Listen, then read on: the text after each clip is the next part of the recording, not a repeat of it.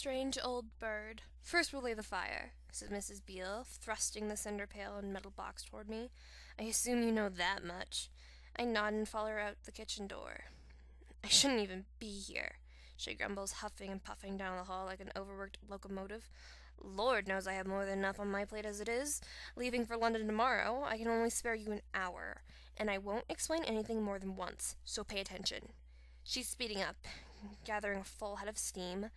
By the time she reaches the room with the portrait, she flings the door open, surging in without so much as a knock or a "by your leave." I freeze, tensing for the blast of Mr. Greenwood's anger. But after a moment of silence, Mrs. Beale appears back in the doorway, hands on her wide hips, and explains, "Don't stand there big-eyed like a rabbit, girl. We have work to do." But Mr. Greenwood, out rambling the woods like he does every morning, and good thing it is, so you can do your work without getting in his way. Now, are you coming or not? She waves towards the hearth. I walk over and set down my equipment, then kneel and open the box. But it's full of so many brushes and bottles and cloths, you could stock a shop with them. I pick up a bottle at random. My confusion must be written plain on my face, because Mrs. Beale sighs in exasperation and creaks down to her knees. She starts by pulling out a clean cloth and makes a great to-do of laying it on the rug. "You don't need more than dust in this house," she grumbles, handing me the cinder brush. "This, at least, you recognize." I sweep up the ashes neatly and quickly enough to win a nod of approval. "Now your black lead," she says, taking a brush from the box.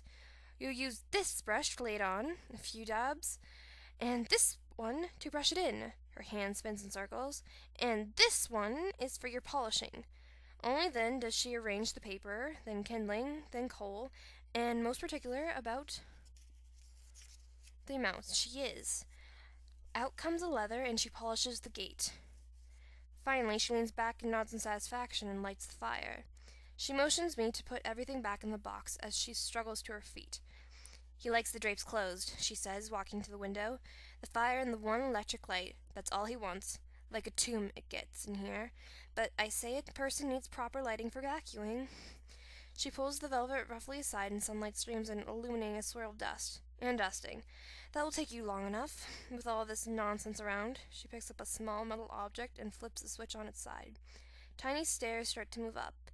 When they reach the top, there's a blur, and then a spark. She turns it off and bangs it back down on the table. Inventions, he calls them. But does he ever use them for anything? Or even make new ones? Dust traps is what I say, cluttering up the house and making more work for the likes of us. I'd tell him about it. I would, but I stay out of his way. If you know what's good for you, that's what you'll do as well. A strange old bird he is. But her voice is becoming a dull drone in the background, and as I look around the room, why didn't I notice them before? Odd bits of wood, wire, and steel are everywhere, scattered atop piles of books shoved into the shelf corners. My eyes linger on miniature gears connected to a tiny clock, on a cylinder sprouting wires for that same reason makes me think of a castle tower flying a misshapen pennant. A crumbled trail of paper starts at its base and meanders across the shelf, as if Mr. Greenwood was about to throw them away, and then couldn't quite let them go. The more I look, the more magical it all feels, almost ominous, as if I'm peering into a wizard's lair and the wizard himself is about to walk through the door and find me out. And yet there's something oddly tempting about it all. My fingers reach toward a brass box, flicking a miniature handle to open a miniature folding door. "Good Lord, girl!" cries Mrs. Beale, snatching the box up harshly. "Mr. Greenwood may not look like he knows as much, but break one of his gewgaws and he'll have you a tongue-lashing that you won't soon forget. So watch your hands." Her eyes narrow as if she's remembering something. "And your temper, I dare say." I feel my face grow hot. She's been hearing about me. Her and everyone else in town. She walks up the door, but I have to wait a moment. Swallowing my humiliation before I can follow, she's standing outside the drawing room, staring at the far, dark end of the hall. As I approach, she lifts her hand and points. Now I make out another door, almost lost in the shadows. "Whatever you do, don't go in that room," she says. "It's locked. Always locked. Do you hear me?"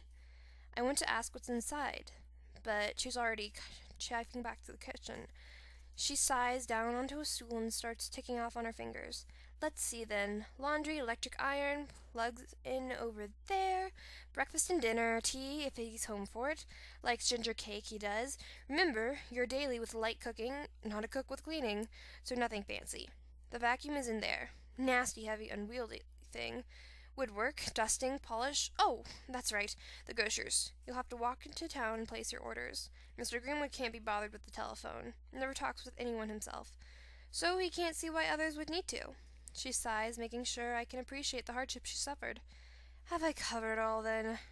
Oh, she's given me a clear picture, right enough. A tomb of a house with odd creations lurking in every corner, and a fierce old man who hates people and is likely to explode if I do anything wrong. Lovely. She comes to her feet, rummages in her pocket, and hands me a great clanking ring of keys. A chance like this doesn't come by very often, she says. You're a lucky girl. I rise in the dark and have a quick swig of tea to brace myself. As I tie on my apron, Mum nods at me in approval. Not so bad now, is it? She asks as if she can't see the way I set my jaw.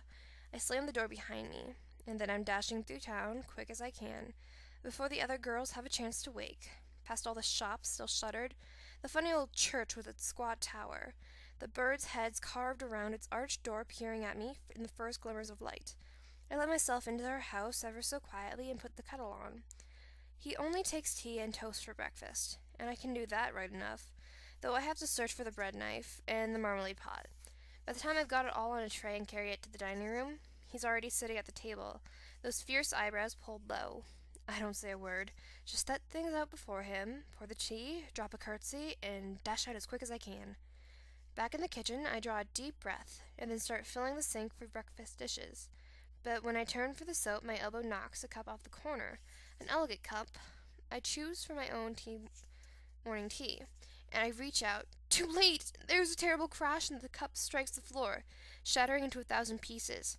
My head jerks up, and I stare at the floor, my chest so tight I can barely breathe. But there's no shout from the dining room, no clump of angry footsteps down the hall. He must not have heard. I gaze down at my disaster. Shards of china jut up like blue and white chufs from a sea of white specks. Do I tell him? That teacup probably cost more than my week's wage. I think about it for a long moment. Then I tiptoe to the closet and take out the broom and dustpan. I sweep up every grain, and when I empty it all into the dustbin, I bury the evidence deep under the scraps of paper and soggy tea leaves. Not long after, I hear Mr. Greenwood shuffling down the hall. The front door opens and closes again. He'll be out for hours now. That's what Mrs. Beale said. After I've watched and dried up his breakfast dishes and put them away again, after I've mopped the kitchen, I decide to start with a cake for his tea. Ginger cake. That's what she said he likes. I start opening drawers in search of a cookbook, but all I find is a jumble of papers and bits of string. In frustration, I jerk open a small drawer near the window, and there, right on top, is a stack of well-thumbed cinema fan magazines. Well, so much for the virtuous, always working too hard Mrs. Beale. I pick up one and start leafing through. All those actresses with their pouty little mouths and their huge white eyes, their transformations from picture to picture. Not one of them stuck being someone she can't stand to be. I slap the magazine down on the counter. If Mrs. Beale could take time for herself now and then, so can I. Into the drawing room I march, bold as you please, right up to the shelf. A forest of books rises before me. Red, brown, green, black. I could choose anything worthy of the risk I'm taking. An elegant leather volume catches my eye, gold glittering from the tops of its pages, and a kind of great determination fills me. I may not have a part in the play, but as long as I'm working here, I'll at least have this. The play. Now I know what I'm looking for. Not the school play, but something much better. I start skimming the titles, shelf after shelf, working my way deeper into the room. Finally, near the heavy drapes, I find them, slender matching volumes bound in deep blue, gilt letters sparkling on their spines, the words of Shakespeare. Romeo and Juliet, Two Gentlemen of Verona, and then there it is, The Tempest. The moment I slip it into my apron pocket, I feel eyes on my back. Slowly, sure I'm about to be sacked, I turn, but it's only the lady in the portrait looking at me, amusement sparkling in her sky-blue eyes as if she knows something I don't. I sigh in relief. She won't mind, and she certainly won't tell.